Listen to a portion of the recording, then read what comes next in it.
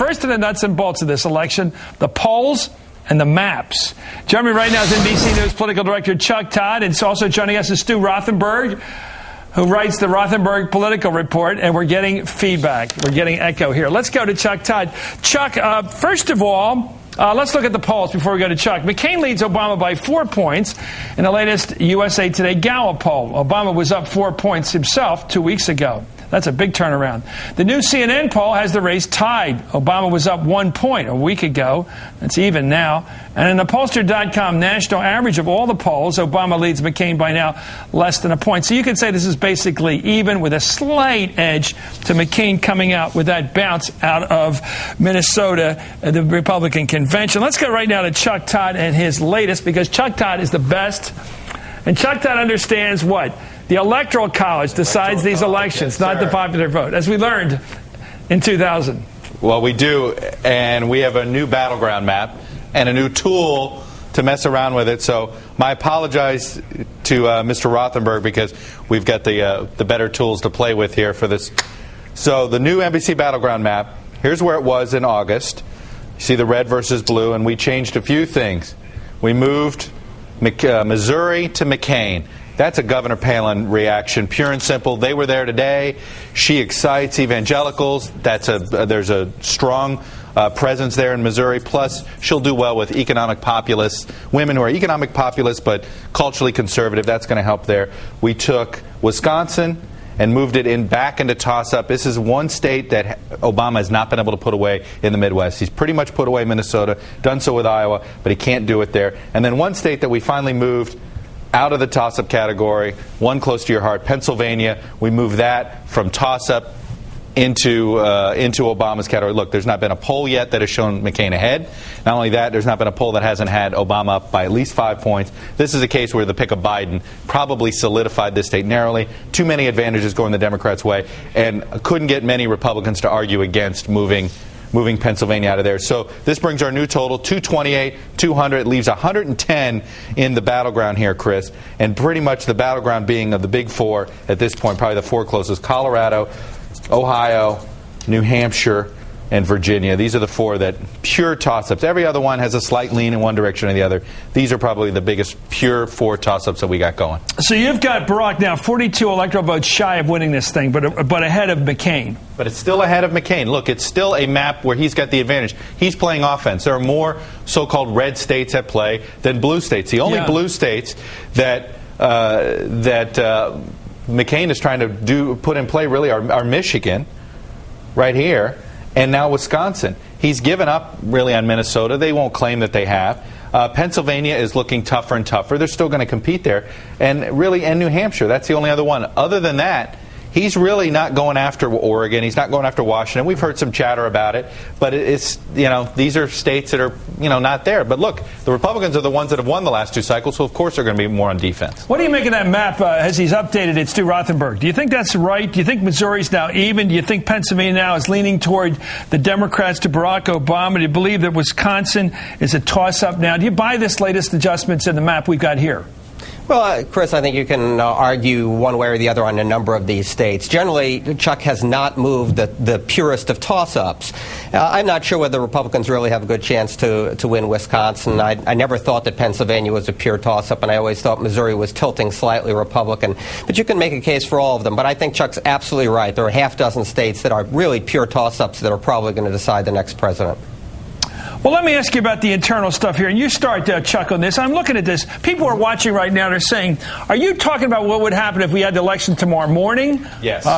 Okay. Yes, no. In other words, we're talking about the election if it were held tomorrow morning, knowing we've got 4 big debates, including 3 presidential debates coming up. We have events that can occur, like wars, all kinds of things that can happen. So this is not a projection. No, this is a statement of current reality. I'll push it for you right now. Sure. We can move it right here. Right now, we can move. New Mexico would be in Obama if it were today. Wisconsin, we'd move that to Obama. Michigan, we'd move that to Obama. For McCain, we'd move Florida in his direction here. We'd put that red. We'd put Nevada red. And then that would leave us 4 states left. That would put us 260, 232, and that would leave us simply with these 4 here. that I don't think to this day there are as many polls that show McCain up in Colorado as they show up Obama. Ditto in Ohio. Okay, so ditto the in four Virginia. states ditto you in think, New Hampshire. if you project forward, push the leaners to one side or the other, make them commit, you end up with what states are the four that will remain unable to be picked at any point here? Colorado, Ohio, Virginia, New Hampshire. That would be my four. Stu might have a different four. My guess is Stu, do you buy Virginia? Is that hard to pick? Is that even? I think Chuck has it absolutely right. I think right now those are the four toss-up states that are most likely. You tell me where those go, and I'll tell you who's the next president. That is fascinating. Virginia, Ohio, Colorado, and New Hampshire are the toughest to call at this point. Given their history, though, Virginia's a Republican state historically. New Hampshire's a split. Colorado's Republican. Ohio's been Republican. 3 out of those 4 basically have gone Republican in the last couple days over the years, right, Stu? Don't they usually end up there? That's right, yeah. So if you look at the Bush states, 2000 and 2004, those 3 states that you've mentioned, those are part of the Republican coalition. But Obama's running very well in them, and that's why the math kind of favors him very narrowly. If he can pick off 1 or 2 of those states, he's going to be the next president. The Republicans have to run the table, really. Let me try my theory about why Sarah Palin seems to be catching on. I don't think she's running as a traditional VP, which is no big deal. She's running as kind of like the other partner, somewhere between a VP and a first lady, maybe. She's coming up, first of all, I said it because she's the first woman candidate, obviously. The gender difference is pronounced here.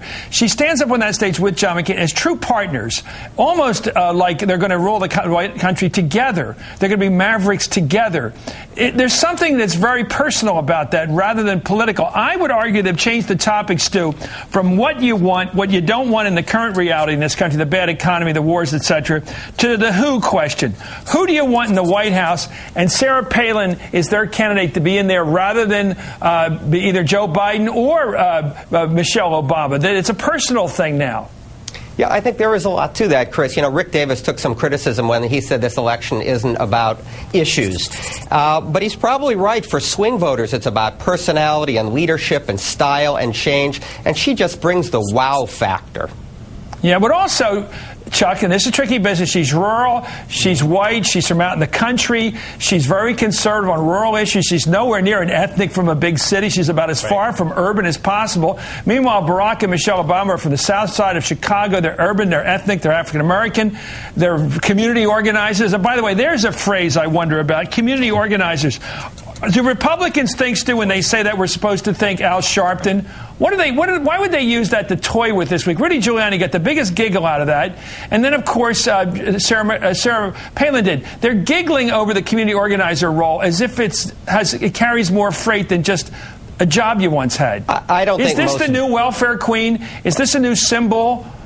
I think most voters don't really know what a community organizer is. For the insiders, for the conservative activists, I don't think so. For the conservative activists, it's a loaded word. It has to do with work in the neighborhoods, minority community, acorn, troublemakers, outside agitators, all those phrases, right? I'll be honest. I had never understood why the Obama people. Look, they're the one that introduced this phrase into the lexicon. They were naive to think it was a plus. Exactly, and the Republicans took it and redefined the phrase in a way that I think at this point the Obama campaign wish it weren't out there. But do you think it has an ethnic piece, an urban piece? Look, I don't. Well, I don't. I'm sorry. I'll say I think what they're getting at is urban, downtown, trouble, tough neighborhoods. Community organizer is not a winning phrase for a place like Scranton. I think they would be using this if it were Michael Dukakis with a nominee. I don't think they're using this because Barack Obama's not white. I think they're doing this to try to say, look, Obama's not in touch with what you were just saying, with rural Missouri or Chris, rural North Carolina. Go ahead, Stu, your thought. Chris, your point is that it's an urban phrase, an urban term. Yeah. I think you're absolutely right. In rural America, when they hear community organizer, if they have any idea, they associate it with Philadelphia, New York, and troublemakers, as you think. So I think it's turned into a problem for the Democrats. Yeah, I think it has Al Sharpton connotations. Anyway, thank you very much, Chuck Todd. Thank you, Stu Rothenberg.